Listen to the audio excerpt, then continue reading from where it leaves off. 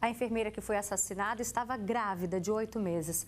O suspeito, o ex-namorado da Iris, está preso pelo crime. Mas um detalhe, gente, desse caso chama muito a nossa atenção.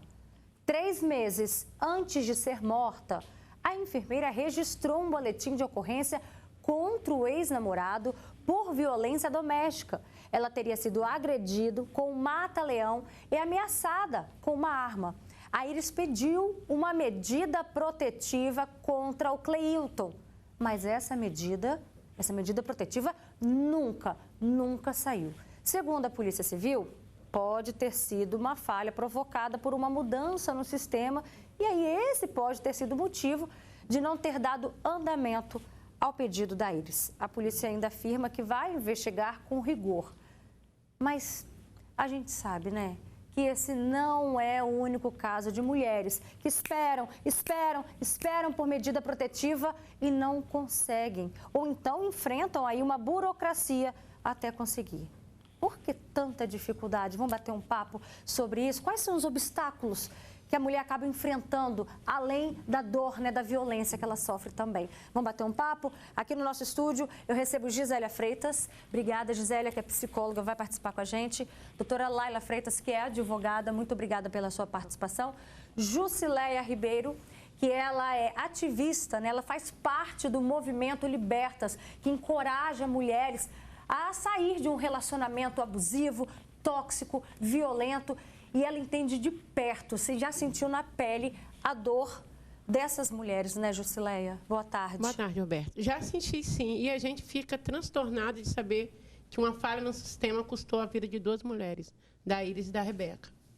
Então, assim, são coisas que podem ser corrigidas, mas não vão sanar os danos feitos. Assim, a mulher, quando ela vai fazer essa denúncia, Roberto, ela vai em busca de socorro. Só que nós temos um número elevado de medidas indeferidas no Estado. Ou seja, nós temos mais de 3 mil mulheres que não têm medida. Então, assim, porque as pessoas acham que uma ameaça, ela não pode ser concretizada.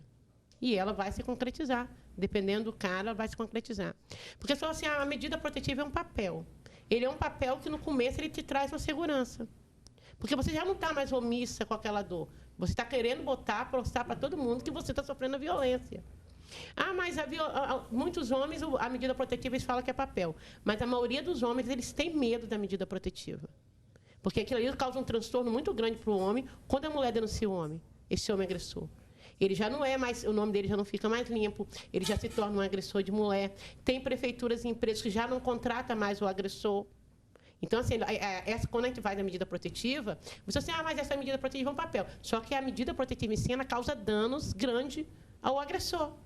E isso começa a inibir esse homem de continuar a praticar. Poxa, ela teve coragem de denunciar. Então, agora ela não vai aceitar mais ou fazer. Ou ele tenta mudar, ou ele tenta largar ela, ou ela divorcia, ou tudo mais. Agora, a nossa preocupação não é com as 9 mil que tiveram a medida. São casos como a Iris, que as mulheres não têm a medida e elas voltam a conviver com esse agressor. O que será delas? Doutora Laila, como que é o trâmite? Qual é a situação? Como é que é o processo? A mulher sofreu uma agressão, ela vai até a delegacia, registra o boletim de ocorrência. Em que momento é ela que deve pedir? É a polícia que oferece? Como é que isso funciona? E se tem um prazo também, né? Um prazo que está ali pela lei para ela receber essa medida. Boa tarde, Beto. Boa tarde. Então, tem todo um trâmite formal para ser seguido, sim. É o encaminhamento para a delegacia especializada, a DEAN, daquela comarca. No caso de Vitória, fica ali atrás da própria Superintendência da Polícia Civil. A partir do momento que ela está lá, ela vai prestar as informações, informar o que está acontecendo quanto à violência, seja física, seja emocional, psicológica, patrimonial, sexual, dentre outras. E é perguntado a ela, pela escrivão ou escrivão, se ela tem interesse na medida protetiva e se ela também tem interesse em representação criminal, porque são duas coisas diferentes. A mulher pode pedir a medida protetiva, mas entender que não é necessário que ele seja processado criminalmente, porque são duas questões diferentes e é respeitada a vontade dela. E a partir disso, esse boletim de ocorrência se transforma numa investigação e também é passado para o juízo daquela comarca para se deferir ou indeferir a medida protetiva e a representação criminal caso ela exista. Hoje, a lei da Maria da Penha, ela teve mais aí de 26 atualizações. Então, hoje a gente tem a possibilidade da própria delegacia comunicar do deferimento ou não da medida protetiva, a depender da urgência, do perigo que a vítima se encontra. Mas, infelizmente, a realidade que a gente tem, Roberta, e aí eu preciso ser honesta com os nossos telespectadores, é que muito da Lei Maria da Penha e suas atualizações não são colocadas em prática na delegacia, quiçá na justiça. Então, a maioria das vezes, o delegado ou delegada não informam do deferimento da medida protetiva, mesmo que sejam casos de urgência. Tive casos, inclusive em janeiro, que a gente sequer conseguiu fazer o pedido de medida protetiva pela ausência de delegado no plantão, porque hoje existe o teleflagrante, né? A mulher chega delicada, traumatizada, violentada, e ela sequer tem um delegado ou um escrivão para atendê-la no plantão. É tudo feito online. Então, quer dizer, o homem não é o único culpado dessa violência. Perfeito. Né? O nosso Estado também está falhando. Exatamente. Infelizmente, o Estado está sendo omisso com essas 3 mil mulheres que não tiveram o deferimento da medida protetiva e de mulheres como a Iris que, infelizmente, buscam, e é muito difícil a mulher conseguir chegar ao momento de denunciar. É muito difícil ela conseguir se fortalecer o suficiente para falar, eu preciso fazer isso. Imagina uma mulher grávida de 8 meses, no caso ela estava com 6 meses, 5 meses, a delicadeza dela e ela ter que passar por aquele momento sem nenhum tipo de apoio.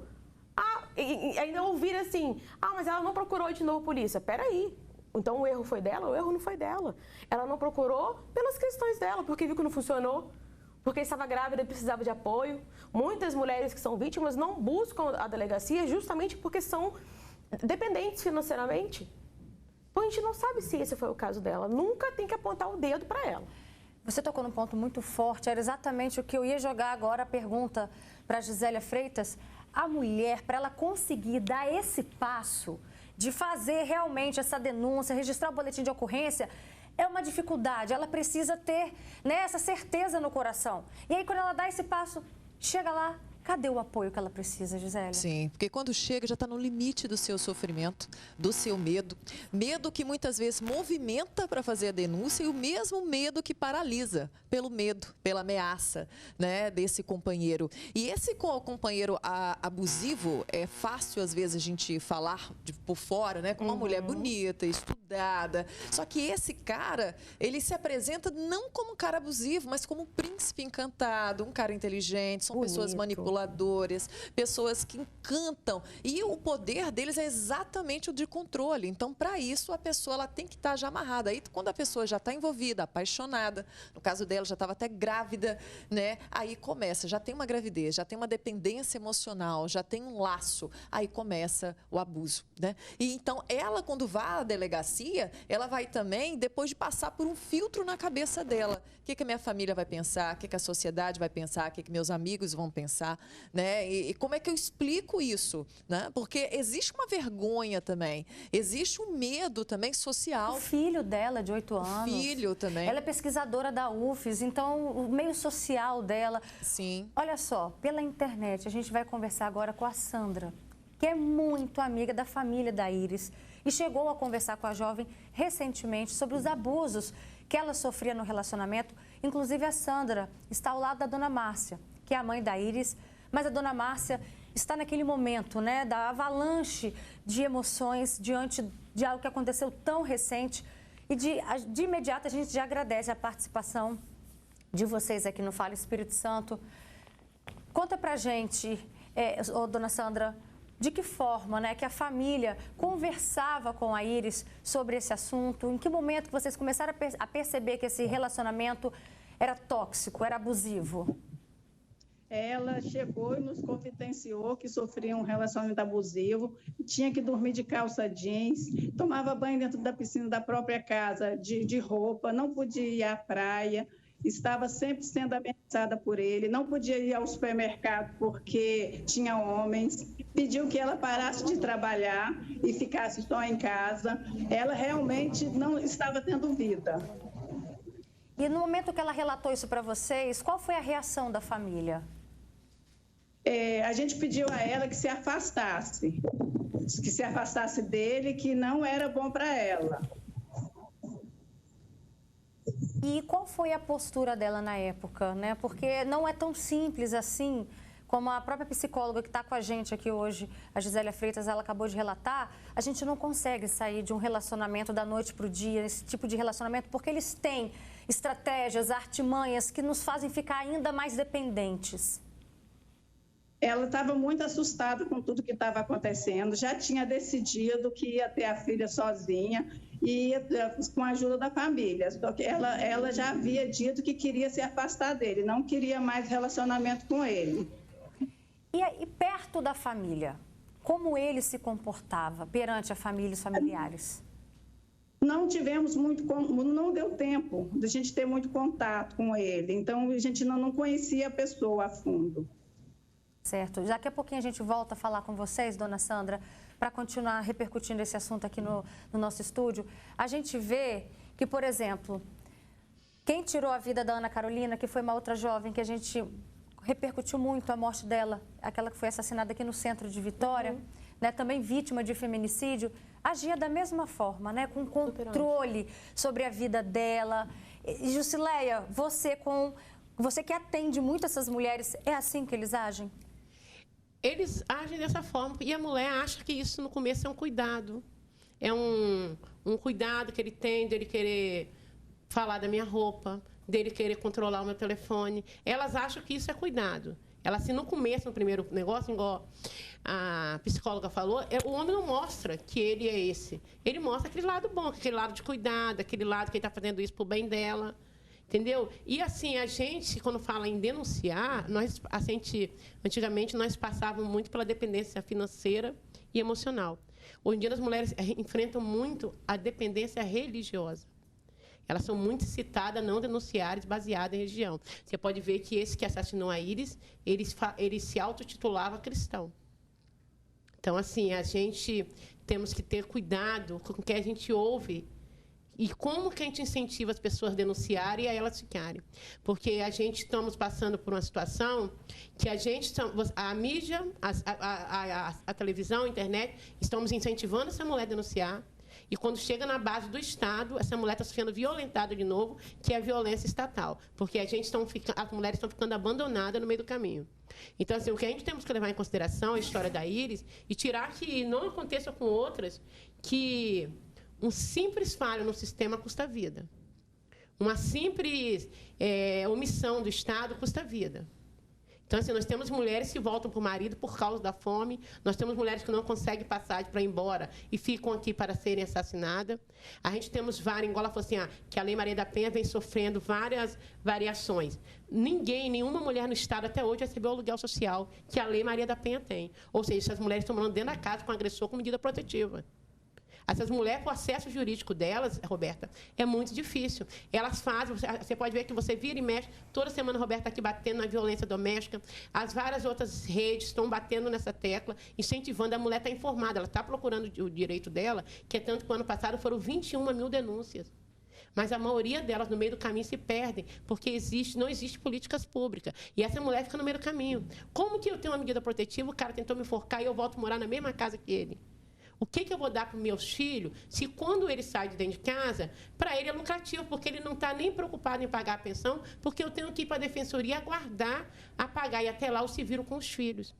Então, essa mulher, muitas das vezes, igual a Iris e outras mais, igual a Jacilene, lá de Guarapari, elas são violentadas não só pelo homem, pelo Estado, pela sociedade que não apoia essa mulher. Então, a gente temos que verificar até que ponto que nós estamos expondo a mulher a mais violações de direito.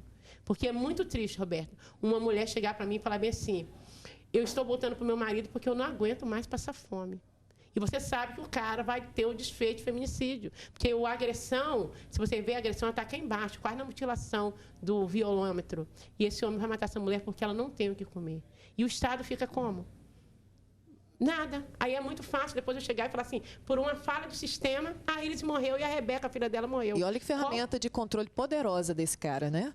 Então, existe essa dependência mesmo social, estrutural, familiar, religiosa, eles sabem disso também, tá? Então, quando deixa a mulher, você não vai trabalhar, você vai ficar em casa, porque não quer a dependência dela, não quer que ela se autoemprego, que ela empreenda, que ela tenha a sua própria condição de sobreviver, que ganhe seu dinheiro. Então, o crescimento da mulher, a mulher na carreira que cresce, é muito complicado para esse homem que vem dessa estrutura machista, patriarcal, enraizada na nossa cultura, não pode. Ele tem que ser maior, ele tem que ser acima dessa mulher. Essa mulher não pode ser independente. Muitas dessas mulheres que conseguem trabalho, que pedem depois a separação, elas são o quê? Assassinadas.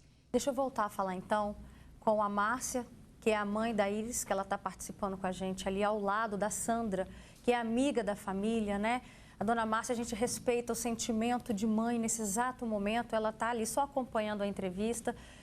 E eu queria que a família, né, vocês, enquanto família, amigos, relatassem para a gente como que vocês recebem essa informação de que há 3 meses a Iris havia solicitado uma medida protetiva que não teve andamento. A gente não sabia disso, né? Como que ela achava que estava protegida, que a medida protetiva, a partir do momento que ela lavrou lá o boletim de ocorrência, que as informações, os documentos estavam correndo na justiça, né? E que ela teria esse amparo. E ela relatou para vocês que ainda assim ele continuava perseguindo, monitorando a vida dela? Não, ela não falou isso. Ela disse que ela não iria encontrar com ele, igual a gente tinha pedido a ela, entendeu? Mas aí ela disse que não ia encontrá-lo. Então, quer dizer, eu acho assim, né, que talvez através da mãe dele, assim, ela conversava com a mãe, talvez. Mas com ele, ela não disse nunca mais. Para nos poupar, talvez, ela não disse mais nada. Falou que não estava encontrando ele ou desconversava apenas. E qual é o sentimento ao ter agora acesso a essa informação de que o nosso Estado falhou? Muito triste, né? Porque a gente não tem essa informação. A gente não tem essa informação de como seguem, né, os documentos a partir daí, entendeu? A gente acredita que deveria ter uma reciprocidade, tipo assim, um encaminhamento, alguém ligasse para nós, que lá no boletim consta os nossos nomes, nossos endereços, de todos os lugares onde ela precisava, né, ela seria encontrada, entendeu? Não sei, seria como se fosse uma varredura, assim, né? Nem que seja telefonema, perguntando por ela, sobre ela. Acredito que haveria, que se houvesse algum tipo de monitoramento, mesmo que seja à distância, mesmo que seja por telefone, né, que tinha meu nome, tem o nome de todo mundo lá que estava ligado a ela, a gente talvez não deixasse uma coisa acontecer tão grave dessa, né? Uma tragédia dessa. Isso só reforça o sentimento de indignação? Nesse caso, eu acho que poderia ajudar a diminuir, né, ou não acontecer mais casos, entendeu? É isso que a gente pede. Que é exatamente o que a Jusileia falou agora há pouco aqui no programa. Já volto a falar com vocês de novo. Jusileia, quando uma medida protetiva, ela é deferida, ou seja, ela é concedida àquela mulher, né, isso, de fato, ajuda, né, a ter essa sensação de proteção? Quando a medida é deferida, é oferecida a visita da Patrulha Maria da Penha, que são visitas surpresa feitas pela PM a essa mulher, que causam uma sensação de segurança. A partir do momento que o homem ele é acionado pela medida protetiva, alguns homens têm medo. Assim, a maioria dos homens fala assim, a maioria das pessoas fala assim, isso é um papel. Ele é um papel que causa medo para o agressor, porque ele causa prejuízos para o agressor. A Lei Maria da Penha, a medida protetiva, ela causa danos para o homem, ele tem que entender isso. Ele não consegue passar em determinados concursos públicos, ele não consegue acesso a determinadas empresas, ele já não é mais considerado um réu primário, porque ele se tornou um agressor de mulher, então isso causa impacto na vida dele. E a partir do momento que um cara que quer ter um concurso público, se ele quer ser alguma coisa, ele não pode ter uma medida protetiva no nome dele. Mas o que acontece? O que acontece, Roberta, é que muitas das vezes, com essa medida protetiva, ela tem, assim, a visita da PM, ela consegue, não sei o que lá, mas ela continua morando no mesmo lugar com o homem ou tendo contato com esse homem por causa, muitas das vezes, da gravidez ou por causa dos filhos pequenos. Agora, tem um atenuante na Lei Maria da Penha que o cara que agride a mulher não é mais necessário, obrigatório, compartilhar a guarda, que já é um grande crescimento para proteger essa mulher. Mas a gente temos que se posicionar, as prefeituras, o Estado, como acolher essa mulher.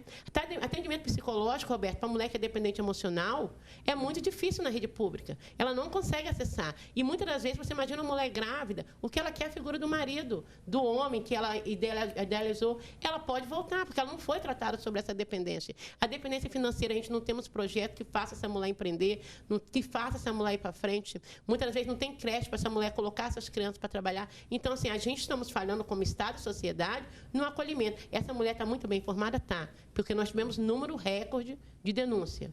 Só que nós estamos falhando, nós, que eu falo, é o Estado, é a sociedade no acolhimento. Essa mulher não está se sentindo acolhida. Acho importante, perdão, Roberta, mas acho importante, junto com a fala dela, trazer que não é só o Estado falhar em estar com a mulher. O Estado acredita que é a mulher que tem que chegar nele. É o Estado que tem que chegar à mulher. São as políticas públicas, os projetos que têm que estar dentro da comunidade. Então, a gente tem vários espaços, por exemplo, em São Pedro, onde você não tem uma creche tão próxima. São Pedro é gigante, Grande São Pedro. E você tem locais ali específicos de violência contra a mulher e que você não tem um CRAS, você não tem um CRANSB, você não tem uma rede de apoio. Você tem que vir aqui na casa do cidadão. Essa mulher, ela tem condições de vir até a casa do cidadão? Ela tem condições financeiras, emocionais? Por que não está dentro dos espaços onde a mulher está? Então, não é só o acolhimento da mulher, é o fortalecimento, como ela mesma disse. Deixa eu voltar a falar com a Márcia e também a dona Sandra, que estão participando com a gente, a mãe e amiga, né, também da família aí, a dona Sandra. Diante disso tudo, o que vocês esperam a partir de agora? A gente espera que a justiça seja feita e que ele pague pelo crime que ele cometeu e que não aconteça com mais mulheres, que sirva de exemplo e que o poder público dê uma atenção especial ao caso. E para você? Né, todas as famílias, né, tenham mais, assim, no sentido disso, acolhimento, igual a doutora disse aí, porque a mulher precisa desse acolhimento, precisa desse acompanhamento. É isso que minha filha não teve.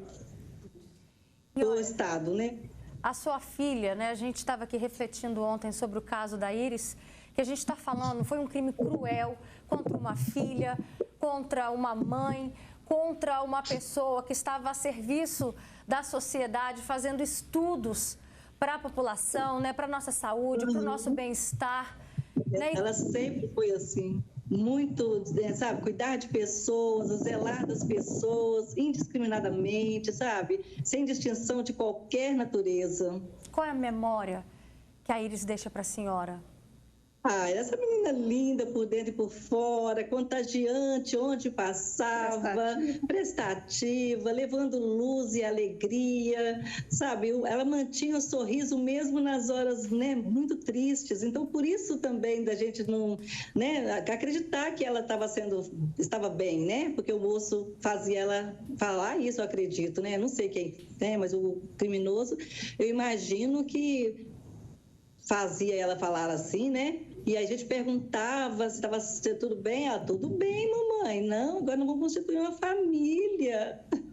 Aquela coisa assim, sabe? Toda esperançosa, cheia de sonhos, de planos, de uma jovem, né, como outra, guerreira, sabe? Com muitos méritos. Nossa, ela estava tão feliz de estar cursando mestrado, né? Ela falou, mãe, depois eu vou prestar o concurso público, eu já entro como diferencial, né? Porque ela sabia falar inglês fluentemente, né? Já teria o mestrado, então ela já entraria com um pouco mais de oportunidade, né? Que ela estava vendo que o mercado também não é lá, né? Muito disputado. Mas a gente sente demais, muita falta dela. Ela chegou a relatar para a senhora essa vontade de ganhar a neném na Europa, em Portugal? Não, ela falava assim, não passando, né? Porque às vezes a gente conversava, ela falava assim, mas eu achava que era brincadeira dela, sei lá, ela não falava por quê, né? Ela não falava por quê. Ela falava só que queria visitar, entendeu? Né? Eu falei, não, filha, agora a barriguinha tá meio grande. A gente não decidiu isso, você não falou nada disso antes, né? Vamos esperar o neném nascer, né? Que vai ter oportunidade, alguma coisa assim, mas não falou exatamente, entendeu? Ela não explicava, para me poupar, talvez, para preservar alguém ou alguma coisa, né? Ai, dói muito. Muitas mulheres fazem isso para poupar a mãe, poupar a família, né?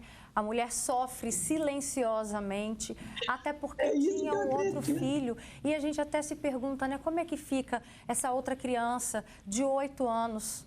Como é que ela está? Maravilhoso, maravilhoso. Eu não sei, eu nem falei com ele depois do enterro, porque ele está com o pai, graças a Deus, ele está ficando com os priminhos, né? São férias escolares, né? Mas é muita dor. Ele ainda não caiu a ficha, né? É uma criança de 8 anos. É um processo muito difícil. Mais uma vez a gente vê aí, Gisélia, os órfãos do feminicídio. Né? A gente se pergunta, até quando? E olha, um alerta importante, né, para a rede de apoio dessas mulheres.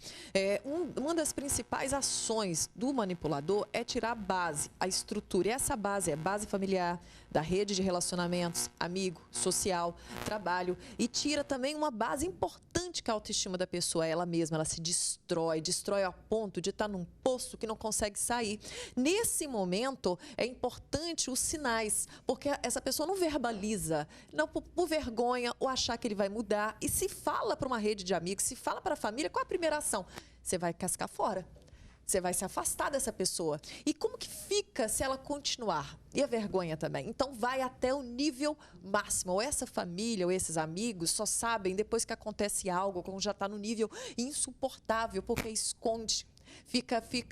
É embrionário essas informações. Por isso que é muito importante essa rede de apoio, essa rede de amigos, a família, investigar sim, se meter na relação sim, colocar a colher sim, como é que tá, o que está acontecendo, porque essa pessoa, ela é blindada e esse cara fala, ela é protegida, né? E toma muito mais cuidado se não achar que essa pessoa ela está sozinha.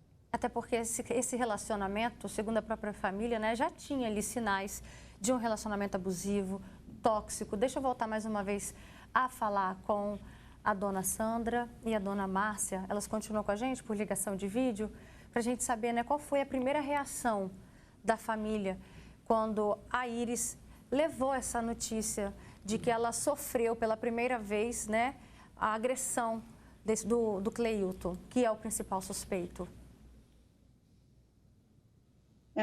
Nós ficamos perplexos, pedimos a ela que se afastasse dele e que não chegasse nem perto, porque ela estava correndo perigo. Ela disse que não iria, eu pedi a ela muitas vezes, filha, não converse com ele sozinha, não, se ele estiver, né, do lado dela, alguma coisa. Falei muitas vezes com ela, não acreditar nele. Não, mãe, mas ele é bonzinho, só aconteceu essa vez. Eu falei, filha, não pode acontecer coisa pior, ele pode bater de novo. Você não, por favor, você tem sua mãe, você tem sua família, você tem muitos amigos, você é muito amada. Mas ela acreditava que aquilo foi uma coisa particular, isolada, entendeu? Não sei.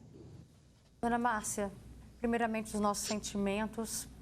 Nós agradecemos imensamente a sua participação, a confiança no nosso jornalismo. A você também, dona Sandra, obrigada pela sua participação.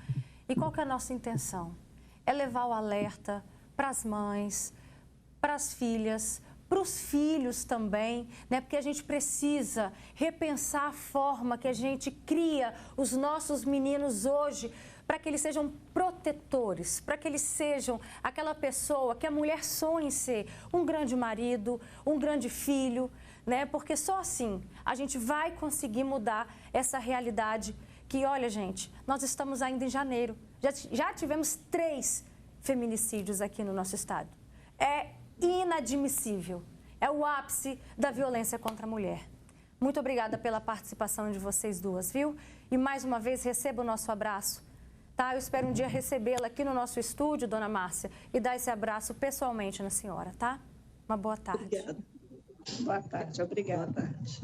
Lamentável que a gente esteja mais uma vez falando da violência contra a mulher, tendo aí esse desfecho que a Iris teve. O que a gente pede é que as pessoas que não puderem acolher essa mulher, que não desincentive. Não fala que a mulher sabe, edifica sua casa. Essas coisas que, para uma mulher que já é violentada, dói muito. Com certeza. Gente, obrigada pela participação de vocês. Infelizmente, o nosso tempo acabou, mas a gente sabe que é assunto para o ano inteiro.